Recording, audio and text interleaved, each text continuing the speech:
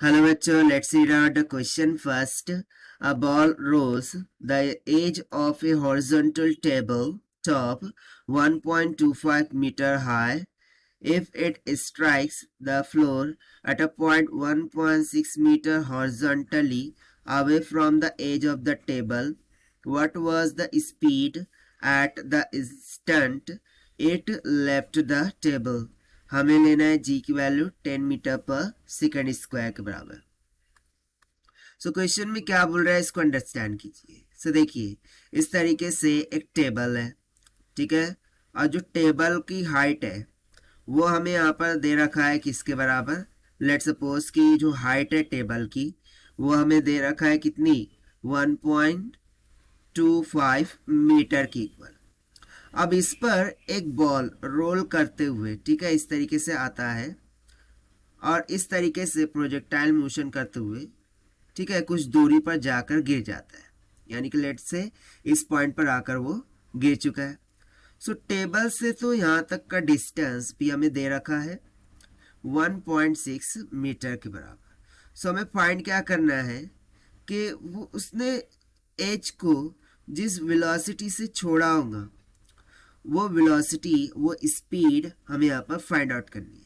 सो हम लेट कर लेते हैं कि वो स्पीड है यहाँ पर v। सो इसी v को हमें क्या करना है, फाइंड आउट करना है। तो चलिए स्टार्ट करते हैं हम सोल्यूशन से।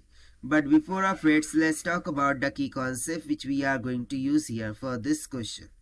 यहाँ पर हम यूज करेंगे second equation of motion, that is s is equals to क्या होती है, ut प्लस 1/2 at का स्क्वायर, जहाँ पर a acceleration, t time, s displacement और u इनिशियल स्पीड होंगी। सो देखिए सबसे पहले तो यहाँ पर हम दो केसेस के थ्रू अंडरस्टैंड करेंगे। यदि मैं वर्टिकल डायरेक्शन में स्पीड देखूँ यानी कि वी वाई, सो वो तो ज़ीरो होगा, क्योंकि देखिए ये किस तरीके से जा रहा है, इस तरीके से हॉरिजॉन्टल डायरेक्शन में जा रहा है। सो वर्टिकल कंपोनेंट तो ज़ीरो हो गया। वहीं पर हॉरिजॉन्टल कंपोनेंट बोलूँ तो वो वी ऑफ एक्स होगा, जिसको हमने माना है वी के बराबर, जो कि हम यहाँ पर फाइंड आउट करना है। उसी तरीके से वर्टिकल डायरेक्शन में जो डिस्प्लेसमेंट हो रहा है वो एस वाई होगा और वो माइनस ऑफ 1.25 के इक्वल होगा। क्यों माइनस ऑफ 1.25? क्योंकि डाउनवर्ड डायरेक्शन में, इसीलिए, राइट। उसके बाद हॉरिजॉन्टल डायरेक्शन में यदि मैं डिस्प्लेसमेंट देखूँ सो वो एस ऑफ एक्स होगा और वो किसके बराबर है, वो सिंपली हो जाएगा 1.6 मीटर की। इतना क्लियर हो गया। सिमिलरली वर्टिकल डायरेक्शन में जो भी एक्सेलरेशन लग रहा होगा बॉल पर वो बेसिकली डाउनवर्ड डायरेक्शन में, इसीलिए माइनस का जी मीटर पर सेकंड स्क्वायर के बराबर होगा।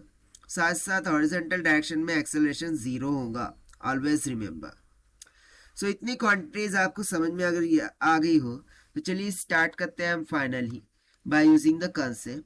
सो सबसे पहले तो मैं वर्टिकल डायरेक्शन के लिए इक्वेशन यूज करता हूँ, that is s of y is equals to क्या हो जाएगा, u y of t plus 1/2 of a t का square.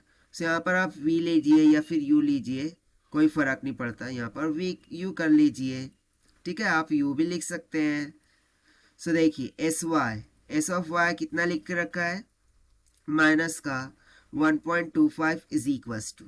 Now see vertical direction में जो वेलोसिटी का कंपोनेंट होगा बेसिकली वो यहाँ पर ज़ीरो होगा, यहाँ पर हमने लिख रखा है। सो ये टर्म तो हो गई ज़ीरो प्लस 1/2 ऑफ ए क्या है, माइनस ऑफ जी, यानी कि कितना हो गया, माइनस का 10 metre per second square into T square.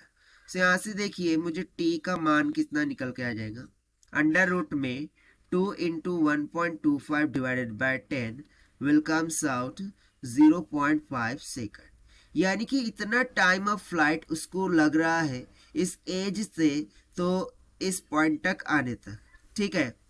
अब इस टाइम ऑफ फ्लाइट का यूज करते हुए मैं वेलोसिटी फाइंड, स्पीड फाइंड कर लूंगा, ठीक है। सो अब हॉरिजॉन्टल डायरेक्शन में हम सेम इक्वेशन लगाएंगे।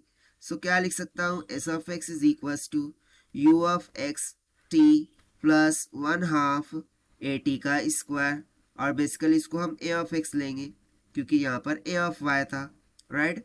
सो एस ऑफ एक्स कितना है, 1.6 this is equals to u of x कितना हो जाएगा v इंटू टी, टी कितना है 0.5 प्लस 1/2 और ये तो क्या हो गया 0, so the whole term is going to be 0 here, right.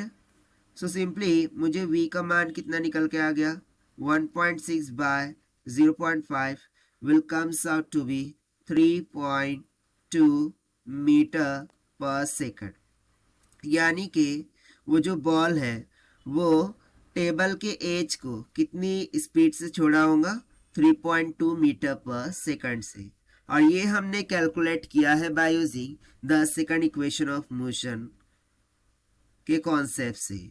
So this is the required solution. I hope you understood well. Best of luck. Thank you.